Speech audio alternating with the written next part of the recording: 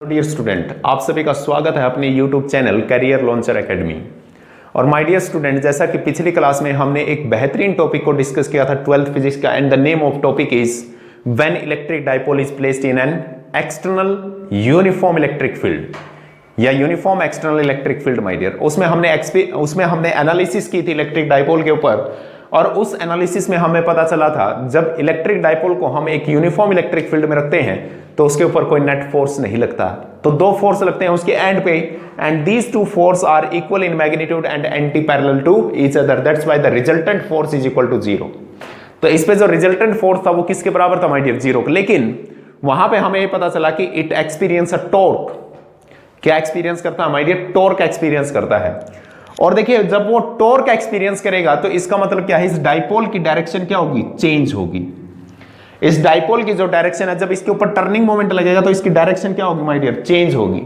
और जब direction change होगी तो it means that electric field torque work on this electric dipole, यानी वो जो इलेक्ट्रिक फील्ड की वजह से जो टॉर्क लगेगा था वो इसके ऊपर क्या कर रहा है माय डियर? वर्क कर रहा है। And that work is equal to what? Change in the potential energy of electric dipole. और वही वर्क किसके बराबर आता है? Change in potential energy of A. क्योंकि देखिए, पोटेंशियल एनर्जी की अगर हम बात करें तो पोटेंशियल एनर्जी की डेफिनेशन ही क्या होती है? पोटेंशियल एनर्जी की डेफिनेशन हम तो एक ये समझते हैं कि जो एनर्जी किसकी वजह से होती है? पोजीशन की वजह से। दूसरा क्या होता है? जब हम एक ऑब्जेक्ट को, जैसे ग्रेविटेशनल पोटेंशियल एनर्जी आपने पढ़ी होगी कि अब है एक ऑब्जेक्ट को एक एलिवेशन से दूसरी एलिवेशन पे जब लेके जाते हैं तो हमें वर्क करना पड़ता है। Yes or no? And that work is equal to what? Change in the potential energy. तो इसी तरह से जो टॉर्क, यहाँ पे इलेक्ट्रिक फील्ड टॉर्क लगेगा, this work on it, this dipole in the rotation, इसको रोटेट करने में उसके ऊपर क्या करेगा माय डियर? वर्क करेगा। And that work is stored in the form of the change in its potential energy. तो इसलिए यहां पे हमें क्या कैलकुलेट करनी है? पोटेंशियल एनर्जी की वैल्यू कैलकुलेट करनी है।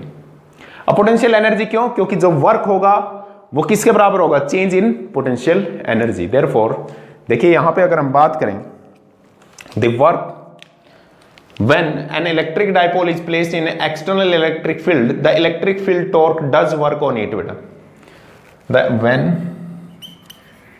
When electric dipole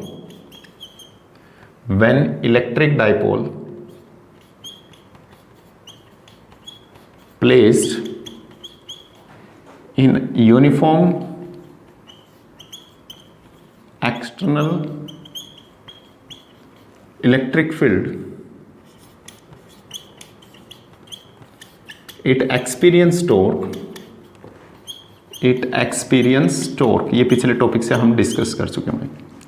it experience torque. क्या एक्सपीरियंस करता है माय डियर? टॉर्क एक्सपीरियंस करता है। और this torque, this electric field torque does work on this electric dipole. The electric field torque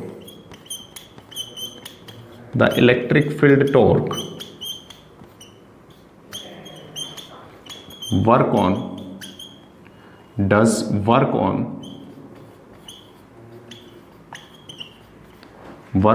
electric dipole, and which corresponds to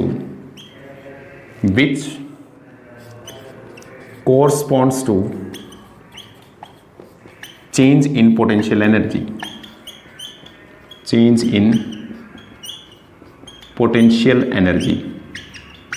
किसके बराबर होगा my dear? Change in potential energy. देखिए, अब हमें यानी सबसे पहले क्या कैलकुलेट करना पड़ेगा माय डियर? वर्क कैलकुलेट करना पड़ेगा। अब जैसे वर्क की एक्सप्रेशन अगर हम लिखें, देखिए वर्क, वैसे अगर सिंपली अगर हम बात करें तो देखिए रोटेशन का केस है हमारे पास। रोटेशन के केस को थोड़ा समझने की कोशिश करते हैं। जैसे मान लीजिए हमारे पास ये सर्कुलर मोशन है माय डियर, इसमें कोई ऑब्जेक्ट मूव कर रहा है। Let this is the position, यहाँ पे हमारे पास इनिशियल पोजीशन है, and this move about this centre, अपने सेंटर के अबाउट घूमने की कोशिश करेगा। तो यहाँ पे देखिए, मान लीजिए इसके ऊपर ये फोर्स एक्ट कर रहा है माय डियर एफ। ध्यान से समझिएगा my dear. Let this particle is just move slightly, very little difference, बहुत लिटली क्या कर रहा है माय डियर? मूव किया है at this position. Let this is represented by D theta. किसके द्वारा रिप्रेजेंट किया गया माय डियर? डी थीटा के द्वारा रिप्रेजेंट किया गया। And the radius of this is R. This is when very small, this d theta is very small. Now I want to calculate the work done on this particle moving from this position to this position. यानी इस particle को इस position से इस position पे move करने पे मुझे क्या कैलकुलेट करना है, वर्क फाइंड आउट करना माय डियर. और वर्क किसके बराबर होता है, simply when the force is acting in the direction of displacement the work is simply the product of force and displacement. And let this displacement is dx. ये जो displacement small distance है हमारे पास, ये dx है. Therefore work done is equal to force into this distance because the force is acting in the direction of displacement. Therefore this is F into dx. अब यहां पे देखिए, अगर dx की अगर हम बात करें, अगर इसको रेडियल फॉर्म में अगर हम कन्वर्ट करें,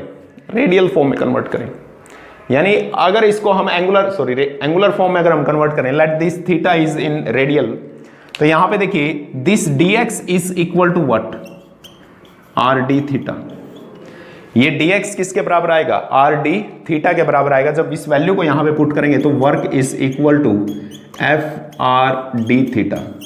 what is this F into R, this is the force and this is the distance perpendicular to the line of action of this force. इस फोर्स की लाइन ऑफ एक्शन के क्या है my dear, perpendicular distance है. And this object is rotated about this point. Therefore this is what, this is nothing but this is torque. Therefore W is equal to tau d theta. तो ये हमारे पास किसके बराबर आएगा my dear, tau D theta. तो यहां पे देखिए the work done is equal to, यानी W is equal to tau d theta my dear. तो यानी जो वर्क है वो किसके बराबर आएगा, टाउ डी थीटा के बराबर आएगा. And what is this tau D theta. अब यहां पे देखिए, अगर हम यहां पे बात करें डी थीटा यानी कैसे फाइंड आउट, डिस्प्लेसमेंट कैसे फाइंड आउट करते हैं, final position minus initial position. अब यहां पे देखिए, let this is the initial position and this is represented by the angle theta 1. किसके द्वारा रिप्रेजेंट किया जाएगा माय डियर, थीटा 1 डाइपोल. तो यहां पे अब ये किस तरफ मूव करेगा माय डियर, इस तरफ मूव करेगा. जब ये यहां से, मान लीजिए अगर मैं इस पोजीशन को यहां से एक डॉटेड लाइन से ऐसे रिप्रेजेंट करने की कोशिश करूं, तो जो थीटा है उसकी वैल्यू क्या हो जाएगी माय डियर, डिक्रीज हो जाएगी. That the value of theta is decrease. Therefore the torque acting on this dipole tends to decrease the value of theta. किसकी वैल्यू को डिक्रीज करना चाहेगा माय डियर, थीटा की वैल्यू को डिक्रीज करेगा. तो इसलिए अब यहां पे देखिए the torque is in the direction of, यहां पे देखिए the torque acting on dipole is in the direction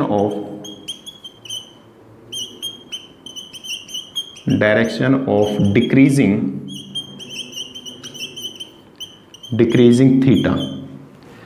तो यहां पे थीटा की वैल्यू क्या हो रही है माय डियर, डिक्रीज हो रही है. तो उस केस में देखिए this is equal to what, this is equal to minus of, क्या आ जाएगा माय डियर, नेगेटिव आ जाएगा. तो टॉर्क की वैल्यू देखिए, अब हमें ये पता है यहां पे पिछले एक्सप्रेशन से टाउ इज इक्वल टू किसके बराबर होता है my dear, P E sine of theta.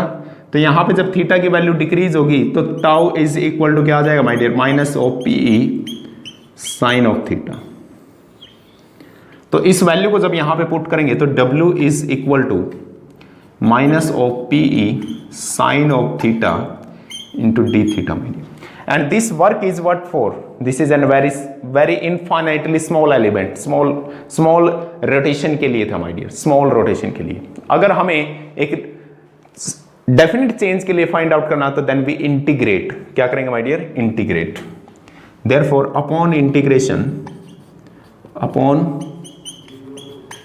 integration from the limit, from upper limit is theta 2, और जो लोअर लिमिट आएगी वो हमारे पास, चलो इसको सिंबल की फॉर्म में लिख देंगे, upon integration this W is equal to minus of integration of theta 1 to theta 2 P E sine of theta into D theta. अब देखिए जब क्या P की वैल्यू चेंज हो सकती है, नो. क्या E की वैल्यू चेंज हो सकती है? नहीं, पहले ही हम क्या लेके चले हैं, यूनिफॉर्म इलेक्ट्रिक फील्ड लेके चले हैं।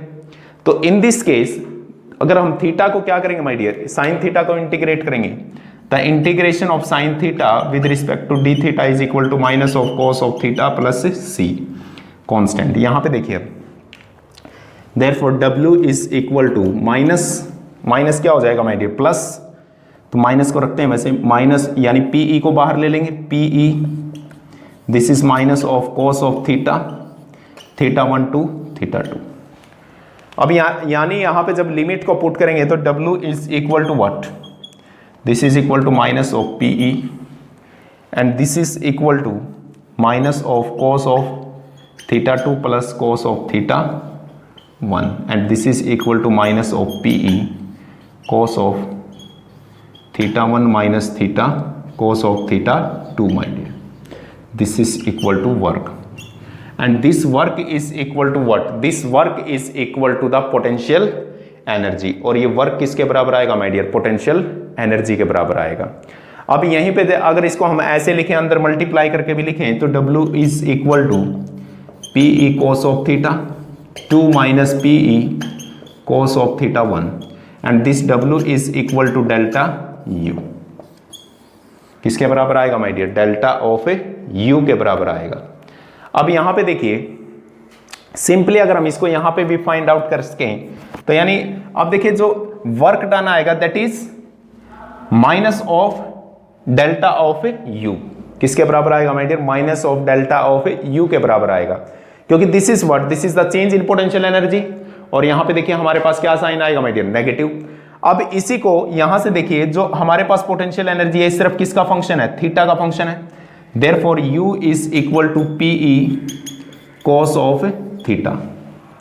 और ये यहां पे देखिए अगर P हमारे पास एक वेक्टर क्वांटिटी है और E भी हमारे पास क्या है? एक वेक्टर क्वांटिटी है, तो this is nothing but this is the dot product of two vector quantity. Therefore U is equal to P dot P vector dot E vector, तो यानी U हमारे पास क्या आ जाएगा my dear? Minus of P vector dot E vector. तो यानी जो हमारे पास पोटेंशियल एनर्जी आएगी that is equal to minus of P vector dot E vector my dear. This represent the electric dipole moment and this represent the electric field intensity. अब यहां पे देखिए जब वैल्यूज को पुट करके देखते हैं यहां पे, when theta is equal to 0, जब थीटा हमारे पास क्या हो? 0 हो, तो उस केस में देखिए अगर यहां पे साथ के साथ हम टॉर्क को भी लिखें, देखिए torque is equal to PE sine of theta, तो इस केस में जो टाउ की वैल्यू आई थी वो क्या आएगी माय डियर? 0। और इस केस में जब हम थीटा की वैल्यू 0 पुट करेंगे तो कोस 0 किसके बराबर हो जाएगा? 1।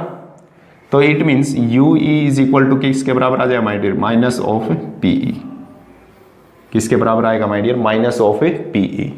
अब यहां पे देखिए when theta is equal to 90 degree, तो जब थीटा 90 पुट करोगे तो ये वैल्यू कितनी हो जाएगी? 0। तो U इज इक्वल टू किसके बराबर आ जाएगा माय डियर? 0। और उस केस में जो टाउ हमारे पास था वो मैक्सिमम था दैट इज PE। किसके बराबर था माय डियर? PE। और यहां पे तीसरी कंडीशन आ जाती है my dear, when theta is equal to 180 degree then cos 180 is -1। Therefore, this is U is equal to minus क्या हो जाएगा माय डियर? Plus E। और यहां पे जो टॉर्क था दैट इज देखिए tau is equal to when theta is equal to 180, what is the value of sine 180? That is -1। Therefore, this is minus of PE। In this case अब देखिए जो energy होती है माय डियर या जो stability होती है, stability is inversely proportional to energy. क्या होती है my dear? Inversely proportional to energy. तो यहां पे देखिए जब stability inversely proportional to energy होती है तो किस केस में सबसे कम एनर्जी है? U is equal to PE। Therefore this is the most stable state and this is represent the stable equilibrium. ये किसको रिप्रेजेंट करता है माय डियर? स्टेबल इक्विलिब्रियम को रिप्रेजेंट करता है। और ये हमारे पास किसको रिप्रेजेंट करती है माय डियर? अनस्टेबल इक्विलिब्रियम को रिप्रेजेंट करती है। This represent the unstable equilibrium. तो यहां पे देखिए जब एनर्जी मिनिमम है तो वो किसको रिप्रेजेंट कर रहा है माय डियर, स्टेबल इक्विलिब्रियम को। जब एनर्जी हमारे पास मैक्सिमम है तो वो किसको रिप्रेजेंट कर रहा है, अनस्टेबल इक्विलिब्रियम को। तो यहां पे देखिए थीटा जीरो का मतलब क्या है, when P is along the electric field this is the state of stable equilibrium. जब P वेक्टर यानी डाइपोल मोमेंट किसके अलोंग होगा, इलेक्ट्रिक फील्ड के अलोंग होगा, तो उसमें हमारे पास जो एनर्जी है वो सबसे कम होगी और वो रिप्रेजेंट करेगी किसको, स्टेबल इक्विलिब्रियम को। जबकि जब हमारे पास अपोजिट डायरेक्शन में होगी दैट रिप्रेजेंट द अनस्टेबल, उस केस में एनर्जी क्या होगी, मैक्सिमम होगी। तो यहां पे देखिए तीन कंडीशन बड़ी इंपॉर्टेंट है my dear. So this is the potential energy of electric dipole in external uniform electric field। देखते रहिए, बने रहिए हमारे पास, हमारे साथ। Thank you and have a nice day my dear.